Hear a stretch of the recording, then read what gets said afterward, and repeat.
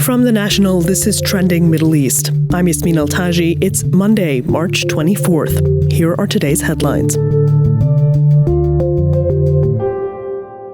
Israel has approved the establishment of an agency to enable the exit of Gazans who, quote, voluntarily want to leave the Strip. The move comes as Gaza's death toll surpasses 50,000 since the start of the war in October 2023, and as Israeli attacks on the enclave continue following the end of this ceasefire. Israel's security cabinet approved the new administration, which would answer to Israeli Defense Minister Israel Katz. It would organize, quote, safe and controlled passage of residents to third countries, as well as conducting security checks, organizing transport. It's the latest of Israel's attempts to get Gazans to leave the Strip, a move many fear is an early bid to ethnically cleanse the area of Palestinians. The establishment of this directorate now comes when Israel has resumed hostilities, massive bombardments, ground maneuvers, and very grave threats from people like Mr. Katz that if Hamas doesn't give up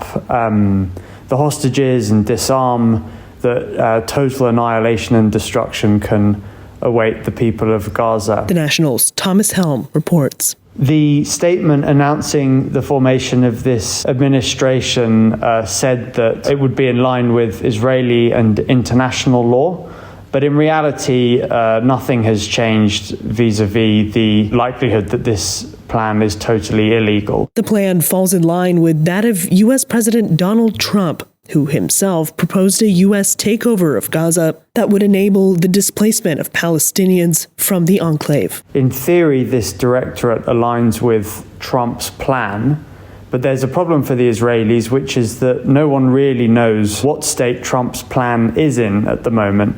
At the beginning of his administration, the government in Israel was over the moon at what he was saying, ideas of turning Gaza into a Riviera, removing people for the reconstruction and then not allowing them to come back. But more recently, Trump seems to have rowed back on this idea in vague statements, and it seems like, as with much of his foreign policy proclamations, there's no real reason. Things can change very randomly.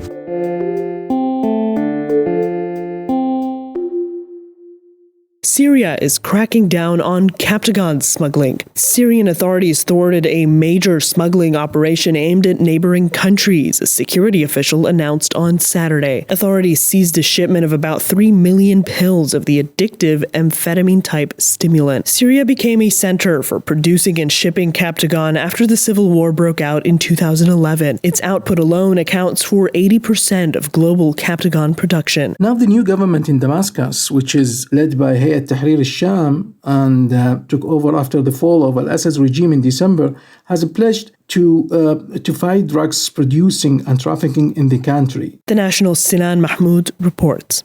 The government is eager to show its neighbors as well as the international community that it can be a reliable security ally because it is in desperate need for lifting al-Assad-era sanctions and to get the much-needed funds for the post-war reconstruction. The drugs were a vital source of cash for the heavily sanctioned Bashar al-Assad's government. The New Lines Institute found that in 2021, the Syrian government is estimated to have made more than $5 billion from the sale of the drug. The trade has fueled addiction in countries like Iraq, Jordan, and Saudi Arabia. No more details are available for the operation in Aleppo, other than the government statement, which puts the quantity at about 3 million pills prepared to be smuggled to neighboring countries, mainly to Iraq. Definitely, the announcement will be welcomed by Syria's neighbors, mainly in Iraq, where security authorities announced last week the confiscation of more than 1 ton of Captagon pills coming from Syria in a lorry through Turkey, as well as Jordan, which early this month killed 4 drug smugglers who tried to cross the borders to the kingdom from Syria.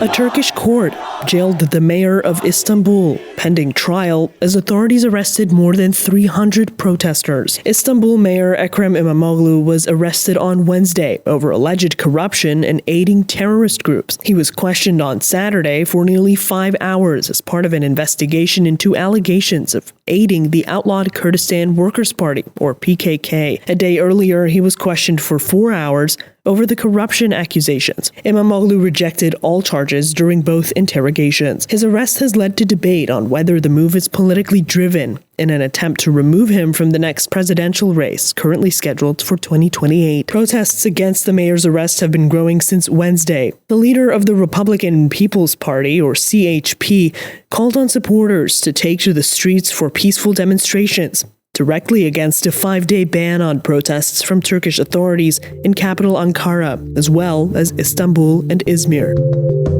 That's all for this morning's headlines. You can get these stories and follow live updates at our site. Yasmin Altaji, The National.